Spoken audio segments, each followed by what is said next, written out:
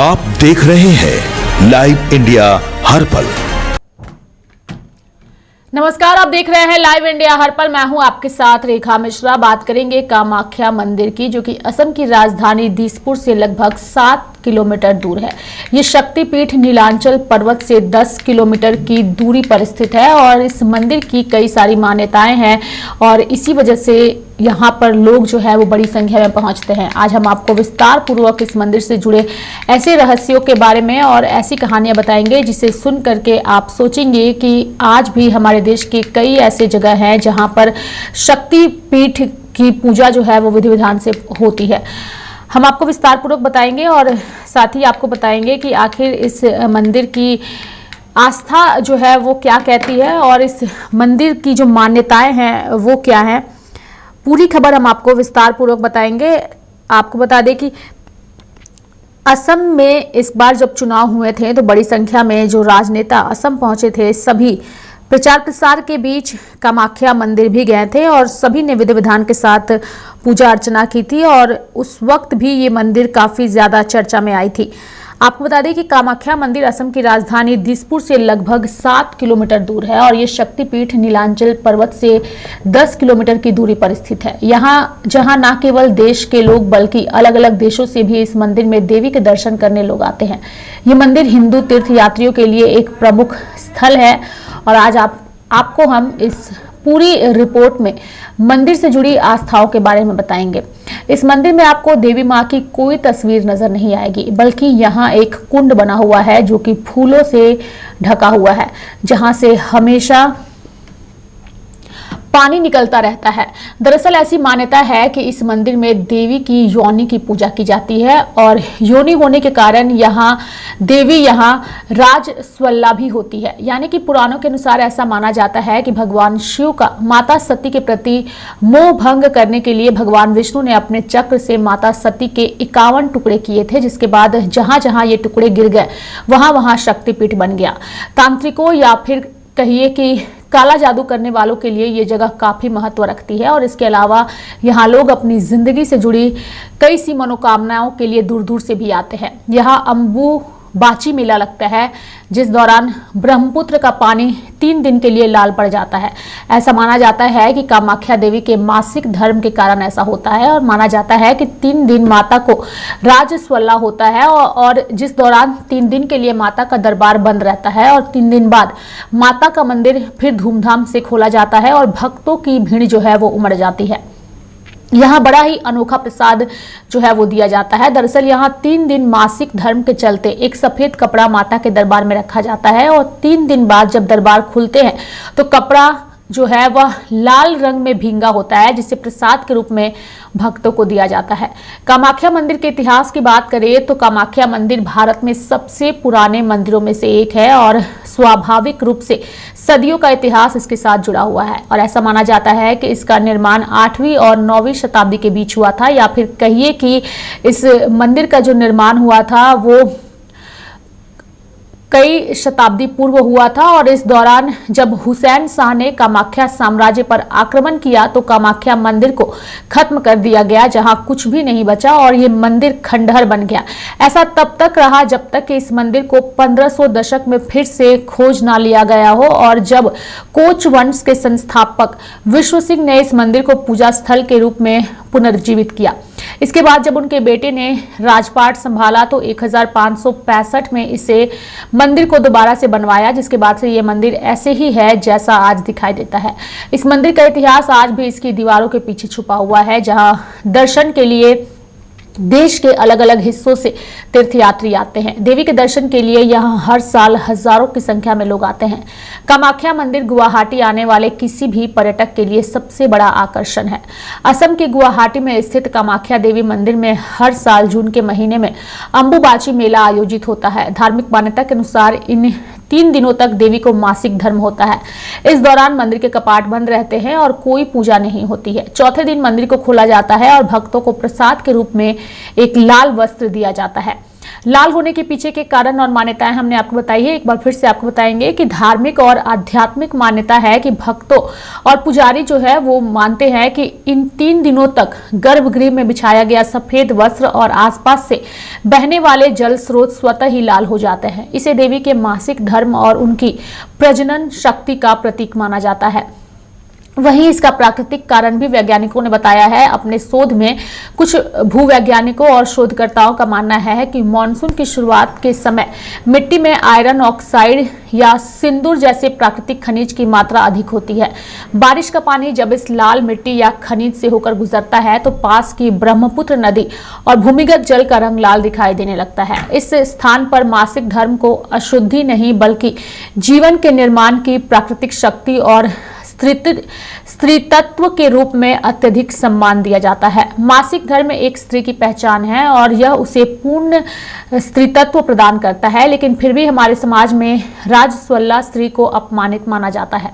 महीने के जिन दिनों में वह मासिक चक्र के अंतर्गत आती है उसे किसी भी पवित्र कार्य में शामिल नहीं होने दिया जाता। उसे किसी भी धार्मिक स्थल पर जाने की मनाही होती है। लेकिन विडंबना देखिए कि एक ओर तो हमारा समाज राजस्वला स्त्री को अपवित्र मानता है, वहीं दूसरी ओर मासिक धर्म के दौरान कामाख्या देवी को सबसे पवित्र होने का दर्जा देता है।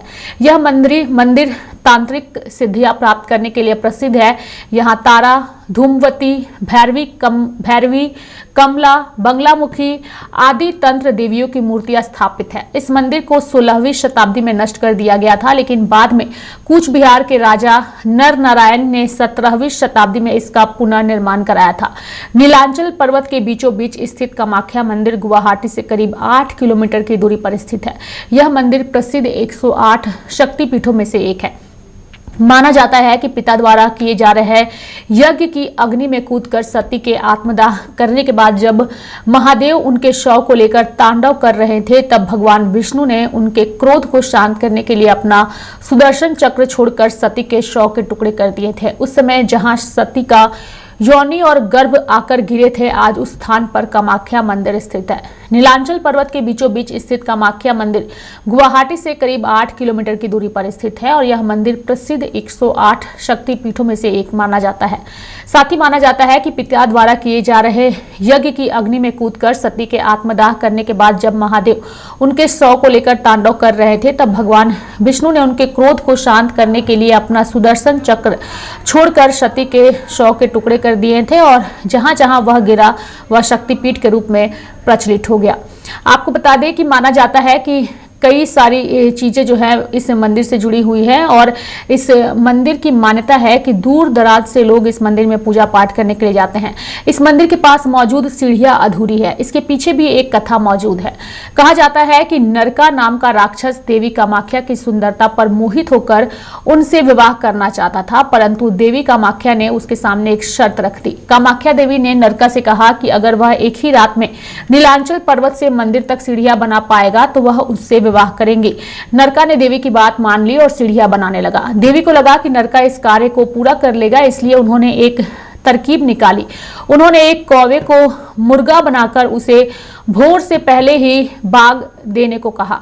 नरका को लगा कि वह शर्त पूरी नहीं कर पाया है, परंतु जब उसे हकीकत का पता चला तो वह उस मुर्गे को मारने दौड़ा और उसकी बलि दे दी।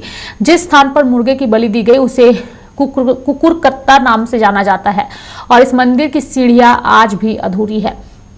कामाख्या देवी को बहते रक्त की देवी कहा जाता है और इसके पीछे मान्यता यह है कि देवी का एकमात्र ऐसा स्वरूप है जो नियमानुसार प्रति वर्ष मासिक धर्म के चक्र में आता है। सुनकर आपको अटपटा लग सकता है, लेकिन कामाख्या देवी के भक्तों का मानना है कि हर साल जून के महीने में कामाख्या देवी राजस्वला होती हैं और उनके बहते रक्त से पूरी ब्रह्मपुत्र नदी का रंग लाल हो जाता है।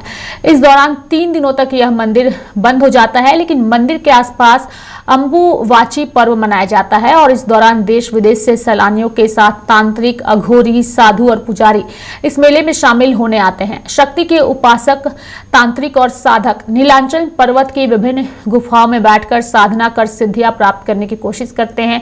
कामाख्या मंदिर को वाम मार्ग साधना के लिए सर्वोच्च पीठ का दर्जा दिया गया है और ऐसा माना जाता है कि मच्छंदरनाथ, गोरखनाथ, लोंचमारी और साथी जितने भी महान तंत्र साधक रहे हैं वे सभी स्थान पर साधना करते थे और यदि उन्होंने अपनी साधना पूर्ण भी की थी। भक्तों और स्थानीय लोगों का मानना है कि अंबुबाची पर्व के दौरान कामाख्या देवी के गर्भगृह के दरवाजे अपने आप ही बंद हो जाते हैं और उनका दर्शन करना निषेध माना जाता है। पौराणिक दस्तावेजों में भी कहा गया है कि इन 3 दिनों में कामाख्या देवी राजस्वला होती हैं और उनकी योनि से रक्त प्रवाहित होती है। तंत्र साधनाओं में राजस्वला स्त्री और उसके रक्त का विशेष महत्व होता है और इसलिए यह पर्व या कामाख्या देवी के राजस्वला होने का यह समय तंत्र साधकों और अघोरियों के लिए सुनहरा काल होता है। इस पर्व की शुरुआत से पूर्व गर्भगृह स्थित योनि के आकार में स्थित शिलाखंड, जिसे महामुद्रा कहा जाता है, को सफेद वस्त्र पहनाए जाते हैं जो पूरी तरह रक्त से भीग जाते हैं। पर्व संपन्न होने के बाद पुजारियों द्वारा यह वस्त्र भक्तों में वितरित कर दिए जाते हैं। बहुत से तांत्रिक, साधु, ज्योतिषी ऐसे भी होते हैं जो यहाँ से वस्त्र ले जाकर उसे छोटा छोटा फाड़कर मनमाने दामों पर उन वस्त्रों को कमिया वस्त्र या कमिया सिंदूर का नाम देकर बेचते हैं। यानी कि देवी के राजस्वला होने की बात पूरी तरह आस्था से जुड़ी है और इस मानसिकता से इतर सोचने वाले बहुत से लोगों का कहना है कि पर्व के दौरान ब्रह्मपुत्र नदी में प्रचुर मात्रा में सिंदूर डाला जाता है, जिसकी वजह से नदी लाल हो जाती है। कुछ तो यह भी कहते हैं कि यह नदी बेजुबान जानवरों की बलि के दौरान उनके बहते हुए रक्त से लाल होती है। इस मंदिर में कभी मादा पशु की बलि नहीं दी जाती है। खैर, तथ्य चाहे जो भी हो, परंतु महावारी काल के दौरान कामाख्या देवी की आराधना कर कहीं ना कहीं हम स्त्रीत्व की आराधना करते हैं। हम स्त्री, जिसे जननी कहा जाता है, उसका भी सम्मान करते हैं। लेकिन जब बात व्यवहारिकता की, एक सामान्य स्त्री की आती है, तो हमारा व्यवहार पूरी तरह क्यों बदल जाता है? ये सवाल आज भी लोगों के जहन में है। लेकिन फिलहाल कामाख्या देवी मंदिर के बारे में हमने आज आपको विस्तार पूर्वक बताया है। इस मंदिर की मान्यताएं बताई है, क्यों इस मंदिर में दूर दराज से लोग पहुंचते हैं। सिर्फ भारत ही नहीं बल्कि विदेशों से भी श्रद्धालु इस मंदिर में आते हैं, विधि विधान के साथ मां की पूजा अर्चना करते हैं। चूंकि इस मंदिर से जुड़े ऐसे तथ्य हैं जो कि भगवान पर आस्था में विश्वास रखने के लिए लोगों को प्रेरित करते हैं। आगे भी हम आपको लाइव इंडिया पर ऐसे ही अनोखे मंदिरों के बारे में बताएंगे, जिसके बारे में जान करके आपको लगेगा कि भारत एक ऐसा देश जहां पर सनातन धर्म को मानने वाले लोग हैं और सनातन धर्म से जुड़ी कई सारी मान्यताएं हैं जो आज भी चली आ रही है सदियों से। मेरे साथ फिलहाल अभी के लिए इस खबर में इतना ही। आप देखते रहिए लाइव इंडिया हर पल। नमस्कार।